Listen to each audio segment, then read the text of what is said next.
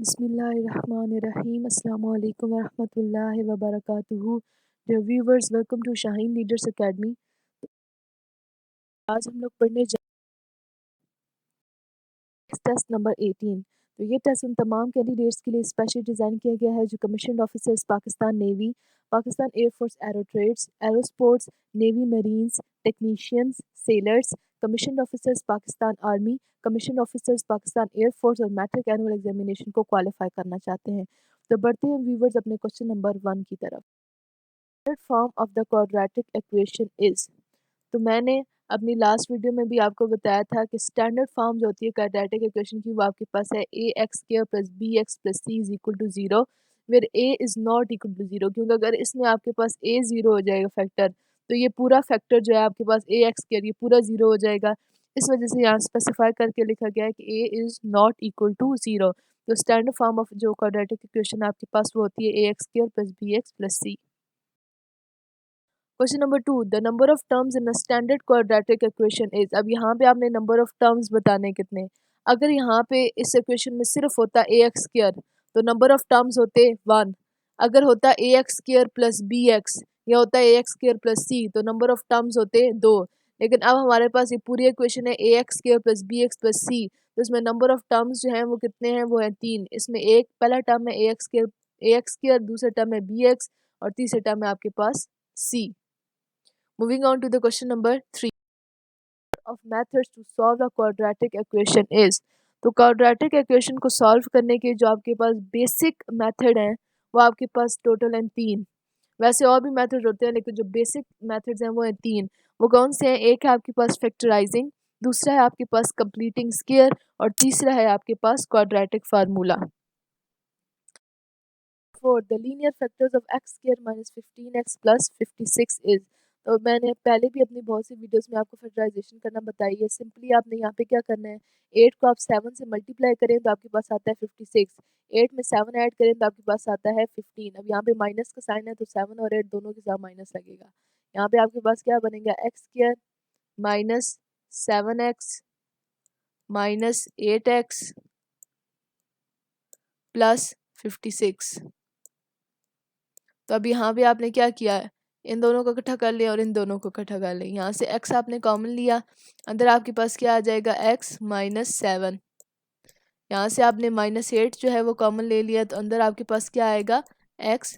यहाँ पे plus minus minus 8 7 multiply 56। तो यहाँ पे आपके पास क्या आएगा, x माइनस 8 और x माइनस 7। तो जो आपके पास ऑप्शन नंबर सी है वो आपके आंसर को सेटिस्फाई करता है। So that is the correct answer. Question number set of equation 5x square minus 125 is. अब यहाँ पे आपने इसकी वो फैक्टराइजेशन नहीं करनी, ये मेथड जो है ये कंप्लीटिंग स्क्वायर मेथड से इस क्वेश्चन को सॉल्व करना। कंप्लीटिंग स्क्वायर मेथड क्या है कि आपने सबसे पहले 5 कॉमन ले लिया, अंदर आपके पास क्या आ गया, एक्स स्क्वायर माइनस 125। अब ये आपके पास याद है कि ये कंप्लीटिंग स्क्वायर मेथड है, इज इक्वल टू 0। अब 5 इधर मल्टीप्लाई हो रहा था, दूसरी साइड पे जाके डिवाइड हो जाएगा। ये सिंपली आप दोनों साइड से 5 को जो है वो डिवाइड कर दें तो ये 5 और ये 5 कैंसिल हो जाएंगे। इधर आपके पास रह जाएगा एक्स स्क्वायर माइनस 125 और 0 के साथ किसी भी चीज़ को मल्टीप्लाई करें या डिवाइड करें आंसर हमेशा 0 ही आता है। तो यहाँ पे आप 125 को यहाँ पे सॉरी यहाँ पे 25 है, क्योंकि जब आपने 5 कॉमन लिया तो 25 को 5 से मल्टीप्लाई करें तो आपके पास 125 आता है। तो यहाँ पे अब आप एक्स स्क्वायर इसी तरह लिखेंगे और 25 इस साइड पे माइनस हो रहा था, दूसरी साइड पे जाके हो जाएगा प्लस। अब कंप्लीटिंग स्क्वायर मेथड क्या है, कंप्लीटिंग स्क्वायर यहाँ पे स्क्वायर है तो आपने क्या करना है, यहाँ से इसका आपने ले लिया स्क्वायर रूट, इसका भी आपने ले लिया अंडर रूट। अब अंडर रूट के बाद हमेशा दो साइंस होते हैं, प्लस और माइनस क्वाड्रेटिक इक्वेशन में। तो यहाँ पे आपने ये स्क्वायर इस स्क्वायर से कैंसिल हो गया, यहाँ पे आ गया एक्स। अब 25 किसका स्क्वायर होता है, 25 होता है आपके पास 5 का स्क्वायर। तो यहाँ पे आपके पास क्या आया, 5 का स्क्वायर, ये स्क्वायर इस स्क्वायर रूट के साथ कट किया, बाहर आपके पास था प्लस माइनस। तो यहाँ पे आपके पास आंसर क्या आएगा, प्लस माइनस 5। तो जो आपके पास ऑप्शन नंबर डी है वो आपके आंसर को सेटिस्फाई करता है। The name of the method to drive a quadratic equation is। ठीक है। तो name of the method quadratic equation को ड्राइव करने के लिए जो है वो हम कंप्लीटिंग स्केयर का मेथड यूज़ करते हैं। इसके अलावा भी और से बहुत से मेथड्स हैं जो हम यूज़ करते हैं, लेकिन मेन जो है फ़िलहाल इधर इस ऑप्शंस में कंप्लीटिंग स्केयर है। Equation which remains unchange when x is replaced by 1x, तो उसको हम कौन सी इक्वेशन कहते हैं कि जब हम x को 1/x के साथ रिप्लेस कर दें तो उसको हम कहते हैं रेसिप्रोकल इक्वेशन। मिसाल के तौर पर ये आपके पास क्वाड्रेटिक इक्वेशन होती है ax² plus bx plus C is equal to zero. अब मिसाल के तौर पर कि आपने जब ये इक्वेशन सॉल्व की तो x की वैल्यू जो है, लेट्स सपोज कि x की वैल्यू जो है आपके पास आई 1, ठीक है। तो जब आप 1/x करेंगे, 1/x, अब x की वैल्यू क्या है 1, 1/1 आ जाएगा, 1/1 इज इक्वल टू 1। तो आपने उस इक्वेशन का रेसिप्रोकल लिया है, ये 1/x रेसिप्रोकल है, x का आंसर भी 1 ही आया, 1/x का आंसर भी 1 ही आया। तो इस तरह की इक्वेशन जिसमें जो है आंसर्स आपके x और 1/x के जो हैं वो सेम रहे उसको हम कहते हैं reciprocal equation. An equation of the type of 3x plus 3 square minus x, या यहाँ पे माइनस एक्स एक्सपोनेंट की फॉर्म में है, मतलब कि ये 2 माइनस एक्स इस तरह है, plus 6 is equal to 0 is आ। तो ये आपको पता होना चाहिए कि इस तरह की अगर आपके पास इक्वेशन आ जाए तो ये आपके पास एक्सपोनेंशियल इक्वेशन होती है। अब एक्सपोनेंशियल इक्वेशन को सॉल्व कैसे करते हैं? सिंपली जो है आपने सबसे पहले क्या करना है कि आप 6 को दूसरी साइड पे दे जाएंगे, तो ये आपके पास क्या बनेगा 3x plus 3 is to power 2 minus x. अब 6 को आप दूसरी साइड पे ले जाएं तो वो -6 बन जाएगा। अब यहाँ पे आपने क्या करना है, 3x को आपने ले लेना है कॉमन। जब आपने 3 इज टू पावर एक्स को कॉमन लिया, यहाँ पे आ गया +1 प्लस यहाँ से आपने अब x को कॉमन ले लिया 3 इज टू पावर एक्स को, तो यहाँ पे 1 आ जाएगा क्योंकि 3 तो ऑलरेडी आपके पास बाहर चला गया, 2 का वैसे ही यहाँ पे रहेगा, और x जो है आपके पास बाहर चला गया तो उसकी जगह आपके पास -1 आ जाएगा, क्योंकि जो भी चीज़ बाहर जाती है अंदर जो है वो -1 आता है, या 1 आ जाता है, -6। अब आप क्या करेंगे कि 1 इज टू पावर ये 2 माइनस 1 हो गया, 1 इज टू 2 माइनस 1 क्या होता है 1 की पावर 1, ठीक है। 1 की पावर 1 क्या होती है 1 ही होती है, ये अंदर 1 प्लस 1 हो जाएगा, यहाँ पे आ जाएगा 2, यानी कि ये एक 1 था, 1 की पावर यहाँ पे 1 बनी, वो भी 1 आ गया, तो 1 प्लस 1 जो है वो 2 बन गए, इज इक्वल टू -6। अब यहाँ पे आप 3 को 2 से मल्टीप्लाई करें, यहाँ पे क्या बन गया 6x और यहाँ पे -6। तो अब यहाँ पे जो है आपके पास पावर जो है, मैंने बताया था अगर आपके पास बेस जो है वो सेम हो, ठीक है, तो जो उसकी पावर्स होती हैं आपके पास वो सेम आ जाती हैं, यानी कि x इज इक्वल टू आपके पास क्या आ जाएगा 1, क्योंकि यहाँ पे क्या है 6 की पावर जो है आपके पास है 1। तो इस तरह से जो है वो एक्सपोनेंशियल इक्वेशंस को आप बेसिकली सॉल्व करते हैं। Plus 3 square is equal to x square plus 6x plus 9 is, अब ये क्या है, अब पहले आप x प्लस 3 के स्क्वायर को खोलें, ये अब क्या है a प्लस बी का स्क्वायर, a प्लस बी का स्क्वायर आपके पास क्या होता है a square plus 2ab, 2a हमारे पास है जी x और b हमारे पास है 3 प्लस b का स्क्वायर यानी कि 3 का स्क्वायर। तो यहाँ पे आपके पास क्या बनेगा, आपके पास आ जाएगा x square plus 6x plus 9।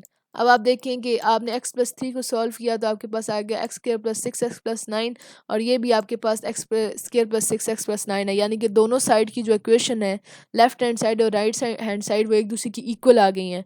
तो अगर इस तरह इक्वेशन में हो जाए तो उसको कहते हैं आइडेंटिटी, यानी कि मिसाल के तौर पर इस तरफ 1 है तो दूसरी तरफ भी 1 हो जाएगा, ठीक है। तो इस तरह, या इधर 8 है इधर भी 8 हो जाएगा, तो इस तरह के इक्वेशन को कहते हैं आइडेंटिटी।